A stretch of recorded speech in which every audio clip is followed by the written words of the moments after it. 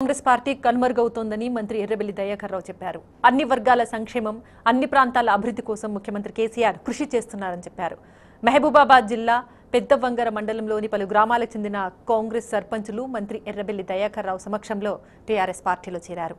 వారందరికీ గులాబీ కండువాలు కప్పి పార్టీలోకి ఆహ్వానించారు.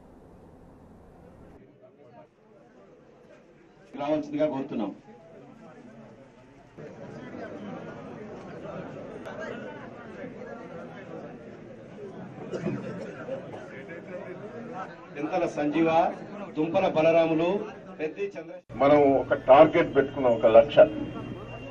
ఈ నియోజకవర్గంలో మనం 1,00,000 మెజార్టీ తీసుకురావాలనేది ఒక ధ్యేయంగా పెట్టుకున్నాం. నేను అందరికి కూడా కోరేది ఒకటే, మీరు కలుపుకొని పోవాలి. కొత్తగా చేరిన వాళ్ళు కూడా కలుపుకొని ఏర్పాటు చేయాలి. మీ గౌరవం మీకుంటది. ముందట ఎంపీటీసీ ఎన్నికలున్నాయి, జెడ్పీటీసీ ఎన్నికలున్నాయి. ఇది ఎవరితోటే ఎంబడే ఉంటాయి కదా. ఆ ఎన్నికలు పెట్టేది కూడా నేనే, ఆ మంత్రిని కూడా. అంటే ఈ 2 ఎన్నికలలో మనం 1 సైడ్ ఎన్నికలు రావాలి. గ్రామాల అభివృద్ధి చెందాలి, కార్యకర్తలను కాపాడుకోవాలి. ప్రతి చెరువుకు నేనే ఉండి కాలువ దువ్వించి ఆ చెర్లకు నీళ్లు తీసుకొచ్చేదేదో నా ప్లాన్ అని కూడా ఈ సందర్భంగా మీకు ఎంపీకి సపోర్ట్ చేయాలి.